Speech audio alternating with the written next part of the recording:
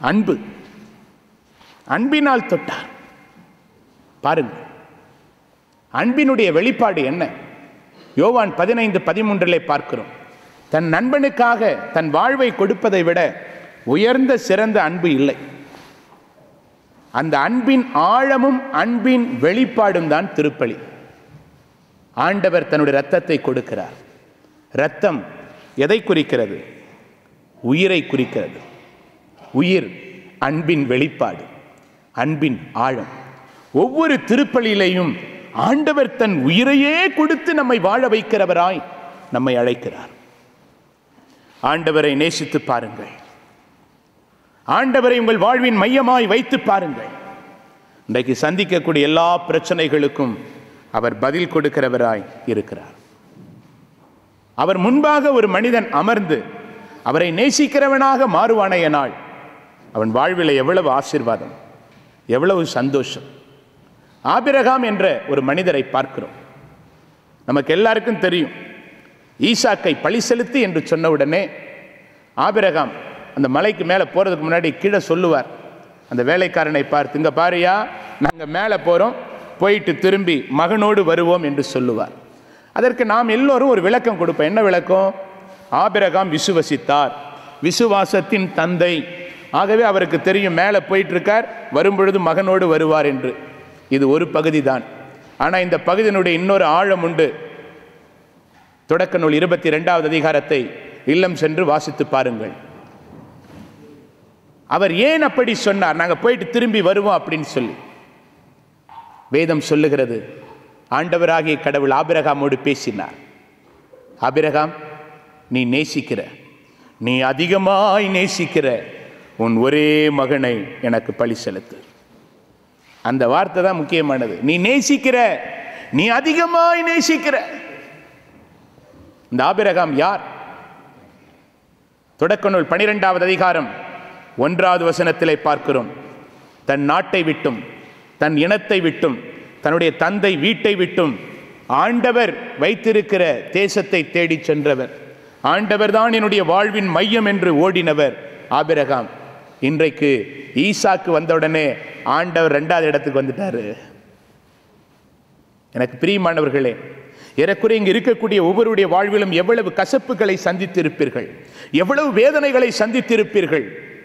இன்னும் உங்களுடைய உள்ளத்தில் எவ்வளவு காயங்களை சுமந்திருப்பீர்கள், சுமந்து இருக்கிறவர்களாய் இருப்பீர்கள்.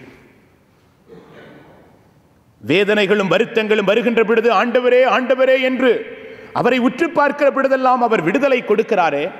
அவருக்கு தெரியும் நம்ம எப்பெல்லாம் அவரை தேடி வரமோ இவன் இன்னும் 2 நாள் தான் நமக்கு உண்மையா இருப்பான், தெரியும் அவருக்கு. ஆனால் அவருக்குள்ளாக சந்தோஷம், அட்லீஸ்ட் இவன் 2 நாளாவது உண்மையா இருக்கிறான்னு. God bless you. Yes, Abraham பார்க்கிறார், ஐயோ என் வாழ்வில் நான் ஒரு பெரிய தவறு செய்து விட்டேன். என் வாழ்வின் மையமாயிருந்த ஆண்டவர் இப்பொழுது ஈசாக்கு அந்த இடத்துக்கு போயிட்டாரு. பார்க்கிறாரு, நான் ஆண்டவரை நேசித்தேன், ஆனா இப்போ ஆண்டவர் வைக்க வேண்டிய இடத்துல ஈசாக்க வைத்து விட்டேன். ரியலைஸ் பண்ணாரு. அந்த ரியலைஸ் பண்ண உடனே அவருக்கு தெரியும் அவர் விடுதலை காண்பார். உங்க எல்லாரிடத்திலும் உங்களை பற்றி 4 நல்ல வார்த்தை சொல்லலான்னு சொல்லிட்டு இருக்கிறேன். ஈஸ்வரா யாரை பற்றி நல்ல வார்த்தை சொல்லுவார்கள்? செத்து போன உடனே அவர்களை பற்றி நல்ல வார்த்தை சொல்லுவார்கள். ஆனால் உயிரோடு இருக்கும் பொழுது அந்த நல்ல வார்த்தையை சொல்லியிருந்தா அந்த மனிதன் மனம் மாறி இருப்பான், மனம் தெரிந்திருப்பான், அவனில் இருக்கிற நன்மையான குணங்களை உணர்ந்திருப்பான், அவன் ஆண்டவருக்கு பிரியமாய் வாழ்ந்திருப்பான். இந்த உலகத்தில் யாரும் தங்களுடைய குறைகளை குற்றங்களை சொல்லுகிற பொழுது ஏற்றுக்கொள்வதே இல்லை. ஆமாம். ஆனால் நம்மை பற்றி பெருமையாக சொல்லும் பொழுது அடேங்கப்பா எவ்வளவு சந்தோஷமாக இருக்கும் பார்த்தீங்களா? ஆமாம். இப்போ நான் உங்களை பற்றி 4 நல்ல வார்த்தையை சொல்ல போகிறேன். நான் சொல்லலைங்க, உங்களை பற்றி பைபிளில் என்ன சொல்லுது அப்படின்னு சொல்லி ஒரு நல்ல வார்த்தையை கொஞ்சம் சொல்ல போகிறேன். சொல்லலாம்ல? ஓகே, மகிழ்ச்சி. திருவெளிப்பாடு 2வது அதிகாரம் 1வது வசனத்திலிருந்து ஒருவர் எழுந்து சத்தமா அமைதியா அழகா நிறுத்தி நிதானமா வாசிங்க பார்க்கலாம். அந்த பைபிள், ஒருவேளை நீங்க பைபிள், எத்தனை பேர் பைபிள் எடுத்து வந்திருக்கிறீங்க? பைபிளை கொஞ்சம் உயர்த்தி காண்பீங்க பார்க்கலாம். நாங்க எத்தனை பைபிள் இருக்குன்னு பார்க்க போறோம். எஸ்என்ல 1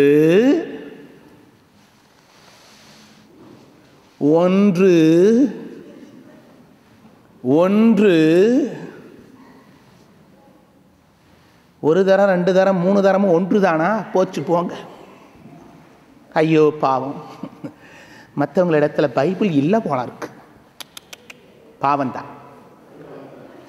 வீட்டில் இருக்கு. இப்ப கிளைமேட் எல்லாம் மாறிக்கிட்டு இருக்கு. வெளியில பைபிள் எடுத்து வந்தா என்ன ஆகும்? பத்திரமா அங்கேயே வைங்க. ஆமா, காத்து போனா பிரச்சனை ஆயிடும். ஐயா, இந்த வார்த்தையை சுமப்பீங்கன்னா இந்த வார்த்தை உங்களை சுமக்கும்.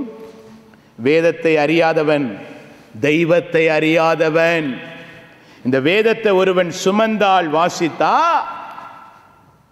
அவன் கத்தோலிக்க விசுவாசத்திலும் படிப்பினையிலும் நற்செய்தியின் ஆழத்திற்கு அவன் செல்லுவான். ஒரு கேள்வி கேட்க ஆசைப்படுகிறேன். என்னடா இவர் வந்திருந்து கேள்வியே கேட்டுக்கிட்டு இருக்காரு? ஆமா, எத்தனை பேருங்க பைபிள் வாசிக்கிற பழக்கம் உண்டு? அவங்க மட்டும் கைகளை உயர்த்துங்க. பக்கத்தில் பார்க்குறாங்க, நல்ல கையை உயர்த்துங்க. ஆமாம், ஓகே, மகிழ்ச்சி, காட் பிளஸ் யூ. சின்ன பிள்ளைகளாம் கை உயர்த்துறாங்க. Very good, very good. ரொம்ப நல்ல பிள்ளைகள் இங்கே இருக்கிறாங்க. மகிழ்ச்சி, சந்தோஷம். எனக்கு பிரியமானவர்களே, இன்றைக்கு முதல் ஸ்டேஜில் தான் நீங்கள் இருக்கிறீங்க. ஆனால் நீங்கள் இன்னும் அந்த ஸ்டேஜை கடந்து வர வேண்டும் என்று ஆசைப்படுகிறேன். ஒரு விசுவாசி, ஒரு கத்தோலிக்க கிறிஸ்தவன், முதலாவது அவன் ஏறுகிற படி இறை வார்த்தை வாசித்தல். Reading the Bible is a first stage and the first step.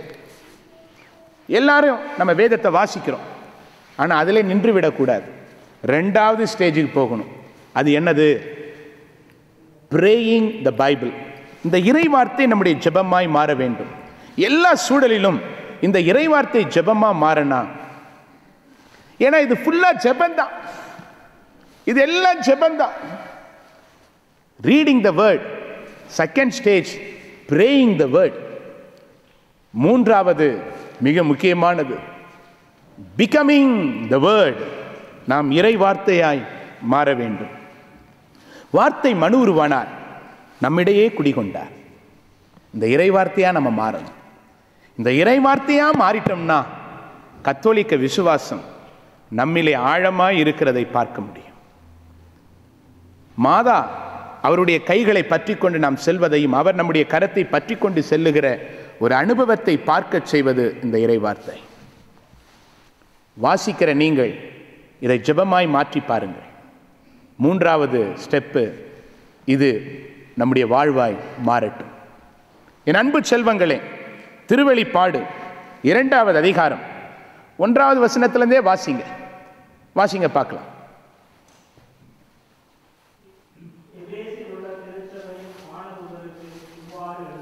பாருங்க, எபேசு நகரில் இருக்கக்கூடிய திருச்சபைக்கு அன்றைக்கு ஆண்டவர் கொடுத்த ஒன்று. 7 பகுதிகளை நம்ம பார்ப்போம், 2வது அதிகாரத்திலும் 3வது அதிகாரத்திலையும். ஆனால் இது மிக முக்கியமான ஒரு பகுதி.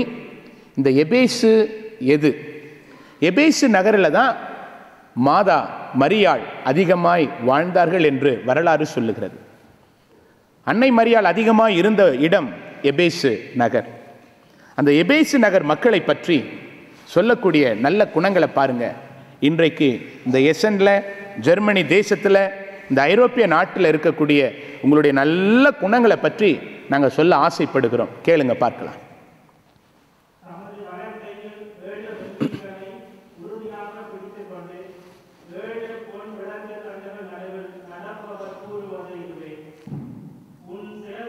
முதலாவது, உன் செயல்களை.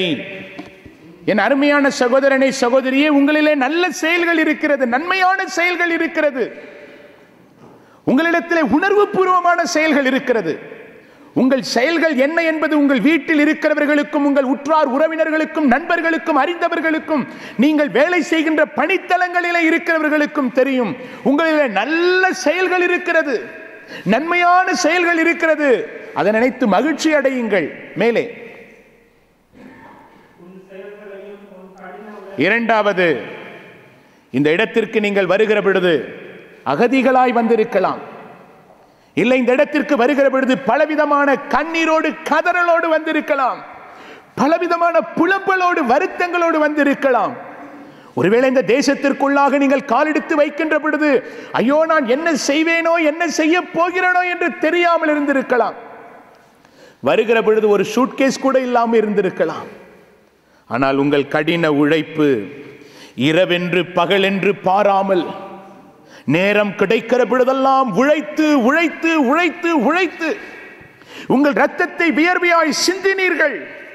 இன்றைக்கு உங்கள் இல்லத்திலே உங்களுக்கு தேவையான எல்லாம் இருக்கிறது. காரணம், நீங்க திருடவில்லை, அடுத்தவருடைய வாழ்வை அழிக்கவில்லை, உழைத்தீர்கள், கடினமாய் உழைத்தீர்கள், கடினப்பட்டு உழைத்தீர்கள். உங்களுடைய கடின உழைப்பை ஆண்டவர் பார்க்கிறார். உங்களுடைய கடின உழைப்பின் நிமித்தமாய் இந்த தேசத்தில் இன்றைக்கு வேரூன்றி நிற்கிறீர்கள். ஏன் இந்த தேசத்தை சார்ந்தவர்களை விட பலர் உயர்ந்த இடத்தில் இருக்கிறவர்களாய் இருக்கலாம். காரணம் உங்கள் உழைப்பு, கடின உழைப்பு. மேலே வாசியுங்கள். எனக்கு பிரியமானவர்களே, மூன்றாவது மிக முக்கியமானது, உங்களிடத்தில் இருக்கக்கூடிய மன உறுதி சாதாரணமானது இல்லைங்க. ஆமா, சந்தோஷப்படுங்க. எவ்வளவு கண்ணீர், எவ்வளவு வேதனை, எவ்வளவு வருத்தம், எவ்வளவு போராட்டம், எவ்வளவு ஏமாற்றம், எவ்வளவு தரித்திரம், ஆனா நீங்க சோர்ந்து போயிடலங்க. மன உறுதி. ஆண்டவருக்கு நன்றி செலுத்துங்க. ஆண்டவரே, எங்களுக்கு இந்த மன உறுதியை கொடுத்து இருக்கிறீரே. Yes, thanks be to God. மேலே வாசியுங்கள். அடாடாடா, நீங்க ரொம்ப ரொம்ப நல்லவருங்க. ஆமா, எவ்வளவு அழகா இருக்கு. தீயவர்களை உன்னாலே சகித்துக் கொள்ள முடியாது. எங்க தவறு செய்யக்கூடிய ஒரு மனிதன், அவனை பார்த்து பேஷ் பேஷ், ரொம்ப நல்லா இருக்கு, இன்னும் நல்லா தவறு செய்யா, அப்படியா சொல்லக்கூடியவர்களும் இன்றைக்கு போராடி கொண்டிருக்கிறீர்களே. நீதி வேண்டும், நேர்மை வேண்டும் என்று உலகம் எத்திசையிலும் கேட்கிறதே. காரணம் என்ன? தீமை செய்கிறவர்களை சகித்துக் கொள்ள முடியாது. ஆண்டவர் உங்களுக்கு நல்ல உள்ளத்தை கொடுத்திருக்கிறாருங்க. நான் சொல்றத பக்கத்துல பார்த்து சொல்லுங்க. லெஃப்ட்ல ரைட்ல ஒரு சின்ன ஸ்மைல் கொடுத்து நீங்க சொல்லுங்க. ஏங்க உங்களை நான் கெட்ட வார்த்தையை சொல்ல போறேன்? பக்கத்துல பார்த்து சொல்லுங்க, நீங்க ரொம்ப ரொம்ப நல்லவரு.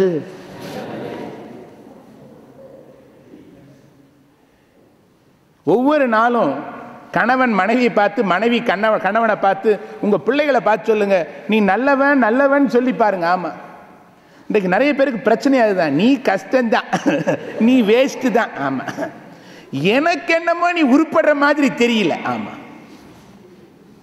எதிர்காலம் அமோகமா வரும். ரொம்ப சந்தோஷம். உங்களுடைய மன உறுதியை ஆண்டவர் பார்க்கிறார்.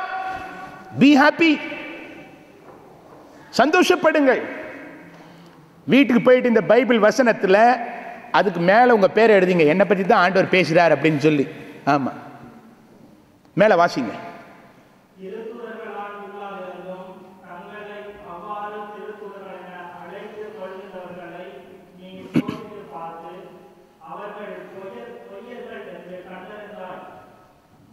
எனக்கு பிரியமானவர்களே, என்பதும் எனக்கு தெரியும் என்றோ. பாருங்க, உண்மையிலேயே உங்களுக்கு மாதத்துக்கு ஒரு தமிழ் திருப்பலி வரக்கூடியவர்களாய் நீங்க இருக்கலாம். இல்லை ஒரு சிலர் இது மாதிரி குணமளிக்கும் வழிபாட்டு நேரத்தில் வரக்கூடியவர்களாக இருக்கலாம். இல்லை ஒரு சிலர் டெய்லி நீங்க திருப்பலிக்கு போகிறவர்களாக இருக்கலாம். இல்லை ஞாயிற்றுக்கிழமை இல்லை வாரத்தில் ஒரு நாள் தான் உங்களுக்கு விடுமுறை இருக்கும், அன்றைக்கு போகிறவர்களாக இருக்கலாம். ஆனால் ஒரு காரியங்க உங்களை சும்மா சொல்லவே கூடாது, நீங்க சாதாரணமான ஆட்களே இல்லைங்க. உங்களிடத்துல எத்தனையோ பேர் உங்க வீட்டுக்கு வந்தாங்க, உங்களை பைபிளை வைத்து குழப்பலாம் நினைத்தாங்க. ஆனா நீங்க ரொம்ப ஸ்ட்ராங்குங்க. சாதாரண ஸ்ட்ராங்ல நீங்க படு ஸ்ட்ராங். ஆமா, பயங்கர ஸ்ட்ராங். எத்தனையோ பேர் உங்களை குழப்பலாம் என்று வந்தார்கள். ஆனா உங்களுக்கு தெரியும் இவர் யாரு என்ன எப்படின்னு சொல்லி அவரை சோதித்து அறிந்து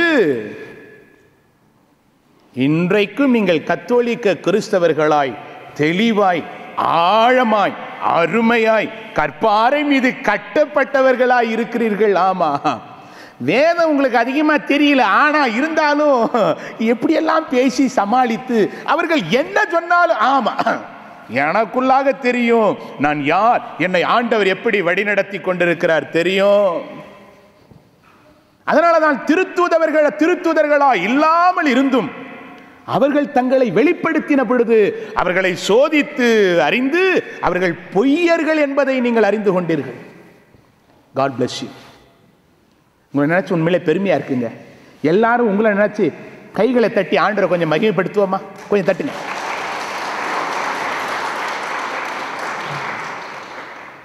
எனக்கா தட்ட சொன்ன?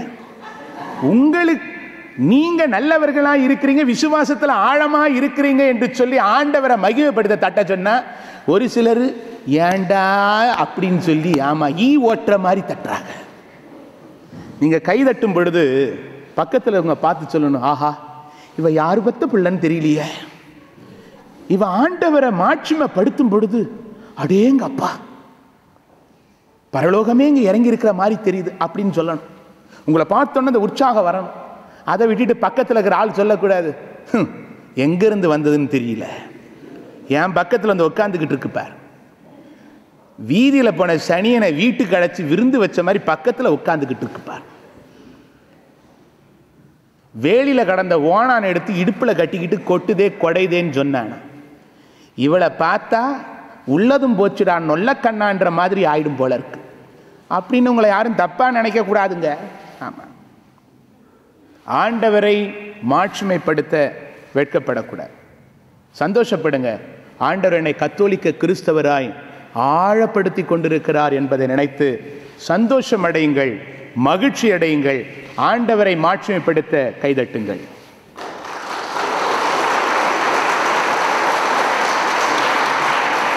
God bless you. இதுதான் ஜெர்மனி கைத்தட்டு. என் அன்பு செல்வங்களே, மேலே வாசியுங்கள்.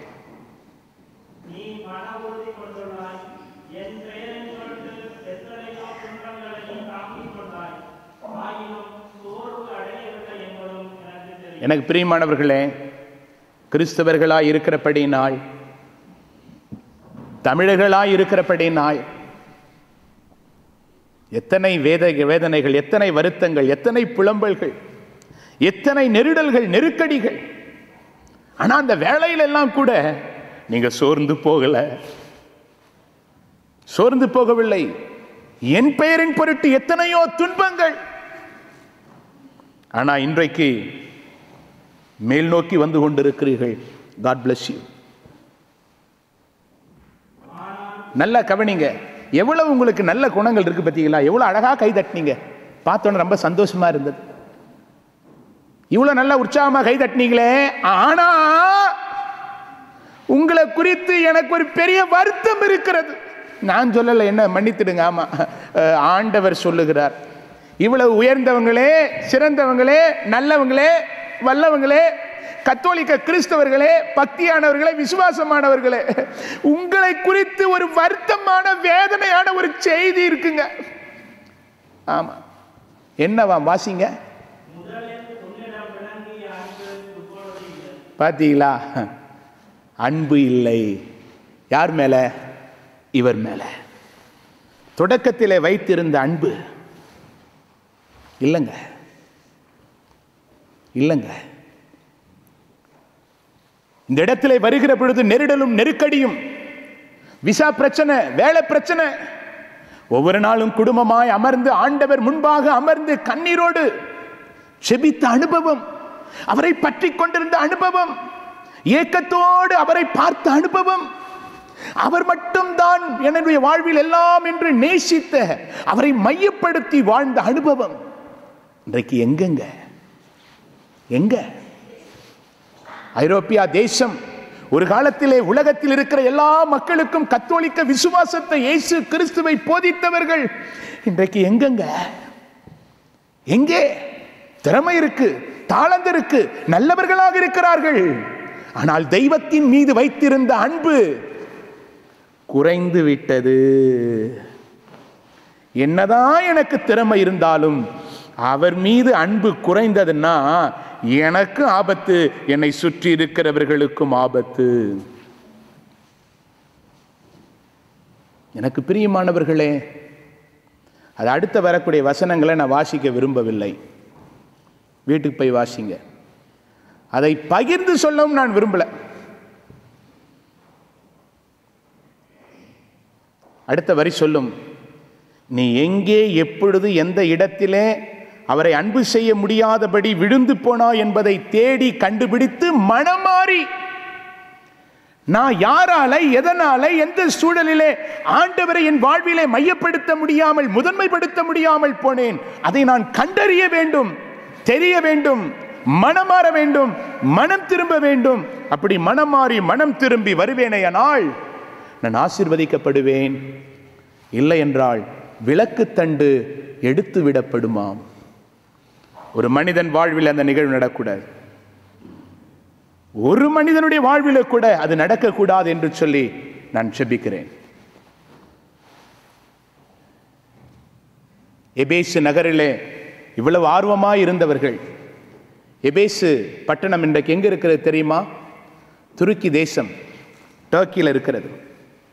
இன்றைக்கு அந்த இடத்துல கிறிஸ்தவர்கள் இல்லைங்க, ஏதோ விரல் விட்டு என்றது போல இருக்கிறாங்க. அந்த இடம் முழுவதும் கிறிஸ்தவர்களா இருந்தவர்கள் இன்றைக்கு இல்லைங்க ஐயா, இல்ல இல்ல இல்ல. காரணம் என்ன?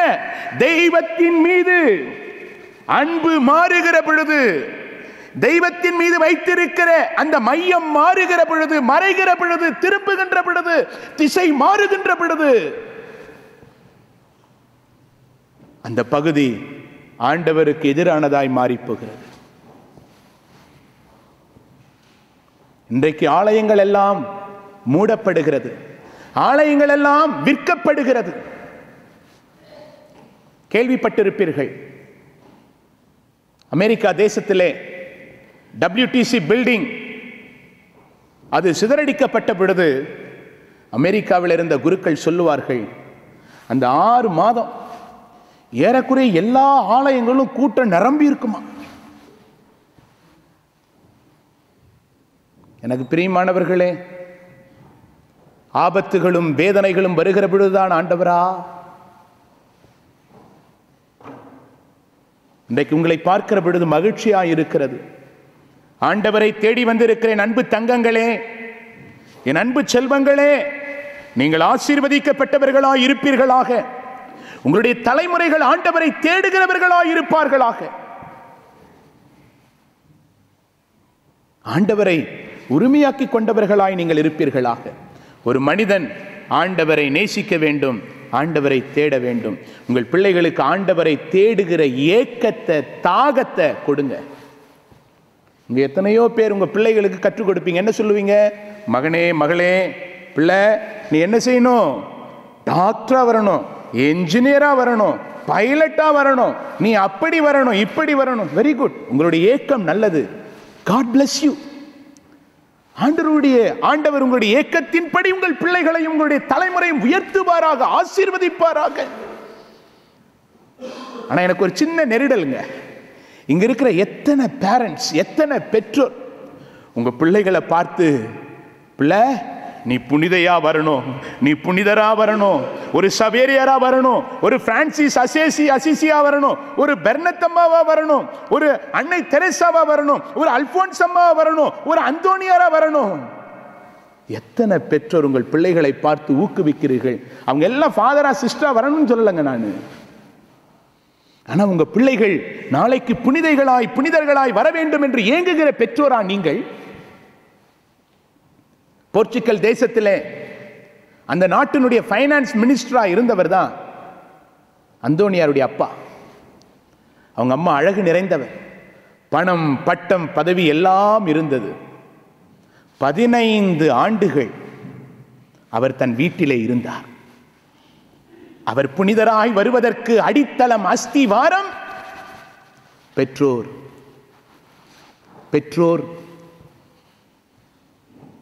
உங்க பிள்ளைகள் உங்களை பார்க்கிறாங்க, ஐயா.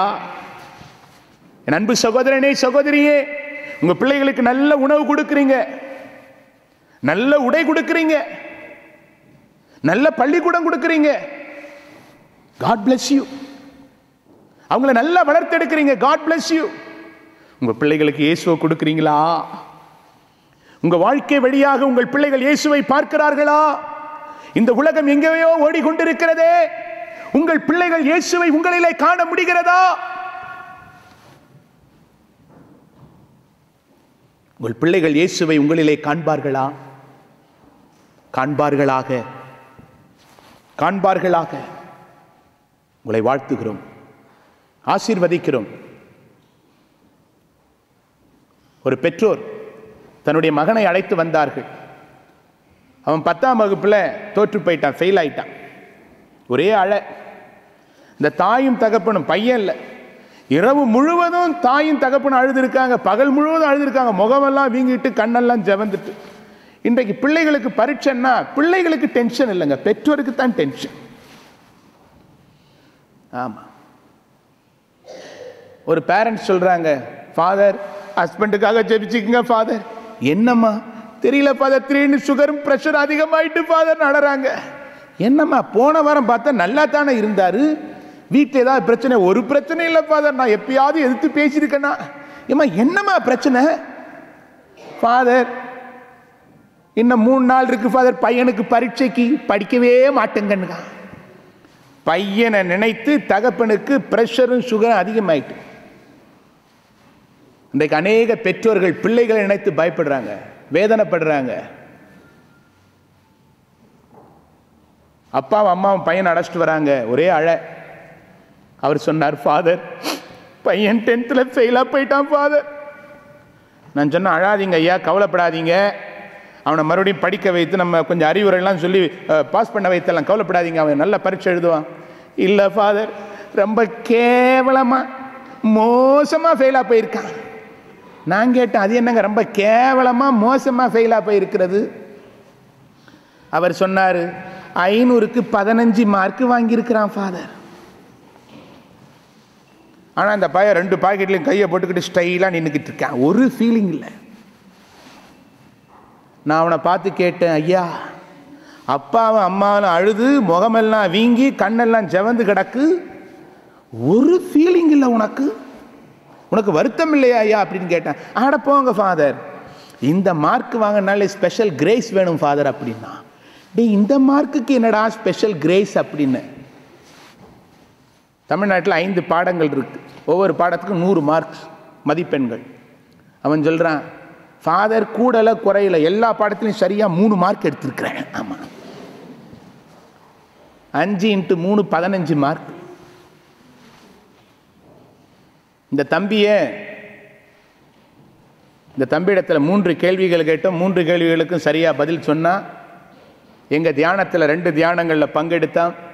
இந்தியா தேசத்திலே நாங்கள் நடத்தக்கூடிய இந்த தியானம் வேறு எங்கும் நடத்தப்படுவதில்லை.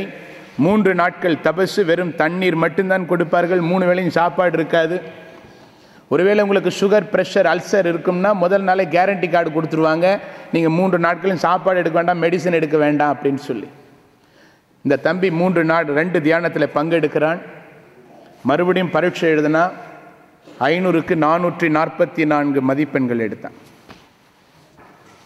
அந்த தம்பியிடத்தில் கேட்ட 3 கேள்விகளை உங்கள் பிள்ளைகள் இடத்துல கேட்டால் தப்பாக நினைக்க மாட்டீங்கள? கேட்கலாமா? கோபித்துக் கொள்ள மாட்டீங்களே? ஓகே. சிறு பிள்ளையிலிருந்து திருமணம் ஆகாத வரையில் இருக்கக்கூடிய தம்பி தங்கைகள் கொஞ்சம் எழுந்து நில்லுங்க பார்க்கலாம். சின்ன பிள்ளைங்க எல்லாம் கொஞ்சம் எழுந்து நில்லுங்க.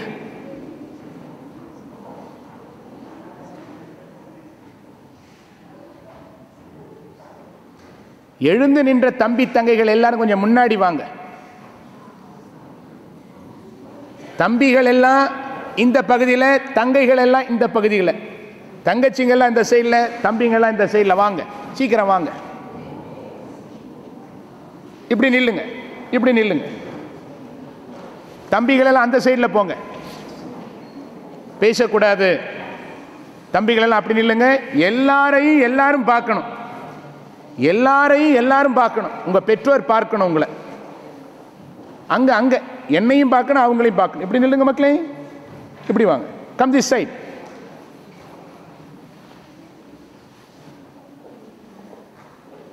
அந்த தம்பி இடத்துல 3 கேள்வி. முதல் கேள்வி கேட்டேன், தம்பி நீ சினிமாலாம் பார்ப்பியா பார்க்க மாட்டியான்னு கேட்டேன். அவன் கேட்டான், எப்ப பார்க்க மாட்டீங்கன்னு சொல்லி கேளுங்க ஃபாதர் அப்படின்னா. ஒரு சில பிள்ளைகள்லாம் பார்த்தீங்கன்னா பள்ளிக்கூடம் முடித்து போன உடனேயே அவங்க வந்த உடனே முகம் கையில் அதெல்லாம் கழுவ மாட்டாங்க. நேராக போன உடனே டிவி ரிமோட் ஆன் பண்ணுவாங்க. ஆமாம், ஆன் பண்ணிவிட்டு அப்பா அம்மா ஸ்நாக்ஸ் கொடுப்பாங்க பிள்ளைகளுக்கு, சாப்பிடு செல்லும் அப்படின்னு சொல்லி. இந்த பையன் என்ன பண்ணுவான், அதை பார்த்துக்கிட்டே சாப்பிடுவான். சந்தோஷமான சீன் வந்து அச்சிரிச்சுக்கிட்டே சாப்பிடுவான். சோகமான சீன் வந்தால் ரொம்ப ஃபீலிங்கோடு சாப்பிடுவார். சண்டை வந்தால் அந்த ஸ்நாக்ஸ், அந்த தின்பண்டம் சண்டையாக உள்ளே போகும். கோபம் வந்து அப்படி போகும். நீங்கள் கஷ்டப்பட்டு உங்கள் பிள்ளைகளுக்கு கொடுக்கக்கூடிய தின்பண்டம் பார்த்தீங்களா எப்படி போராடுது?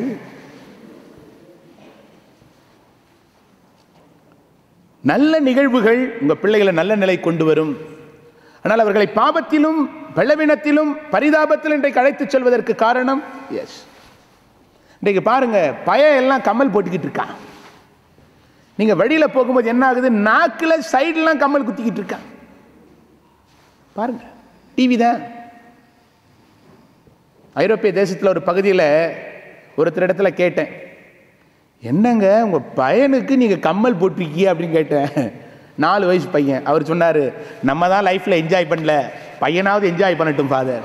நல்ல தகப்பன், காட் பிளஸ் யூ.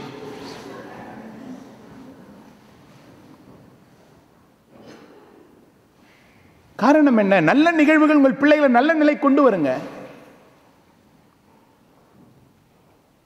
சினிமாவும் டிவியும் முன்னாடி உட்காந்து பார்த்துக்கிட்டே இருக்கிறதுனால புனிதரா மாற முடியுமா? நல்ல நிகழ்வுகளை பாருங்க, தவறு இல்லை. எவ்வளவோ நல்ல நிகழ்வுகள் இருக்கு, பாருங்க. எவ்வளவோ நல்ல சேனல்ஸ் இருக்கு, அதை பாருங்க. உங்களுடைய அறிவை வளர்த்துக் கொள்ளுங்கள்.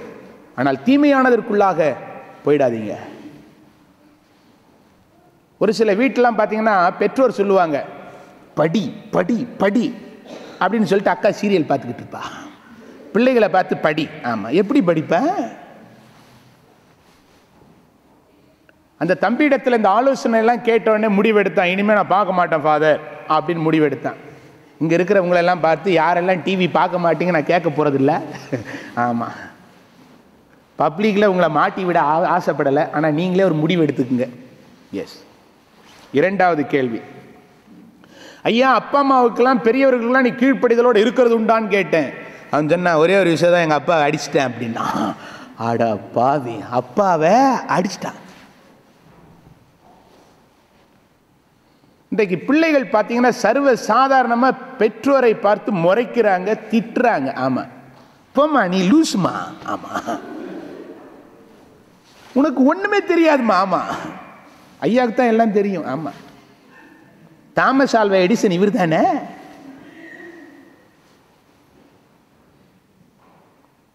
பிள்ளைகள் பெற்றோரை பார்த்து சொல்லுங்க, என்னம்மா ஒரே டென்ஷனாக இருக்கு. ஆமாம், உங்கள் பிள்ளைகளுக்கு ஒரு ஹோம்ஒர்க் கொடுக்க ஆசைப்படுறோம். வந்திருக்கிற பெரியவர்கள் பெற்றோர்கள் உங்கள் பிள்ளைகளுக்கு தயவுசெய்து அவங்களுக்கு எந்த மொழி தெரியுமோ அந்த மொழியில் மனப்பாடம் செய்ய வைங்க. சீராக் புத்தகம் 3வது அதிகாரம் 1 to 16 வரை தாயிடத்திலும் தகப்பனிடத்திலும் இந்த பிள்ளைகள் எப்படி இருக்க வேண்டும் என்பது, சிறு வயதும் வாலிப வயதிலும் எப்படி வாழ வேண்டும் என்ற ஒரு நிகழ்வு உங்கள் பிள்ளைகளுக்கு சொல்லிக் கொடுங்கள். ஆண்டவராகிய கடவுள் 10 கட்டளை கொடுத்தார். எல்லா கட்டளையும் அதை செய்யாத இதை செய்யாத என்று தான் இருக்கும். ஒரே ஒரு கட்டளையில் தான் ஆண்டவராகிய கடவுள் ஆசீர்வாதங்களை கொடுத்தார். அது தாயையும் தகப்பனையும் மதிக்க வேண்டும், அன்பு செய்ய வேண்டும்.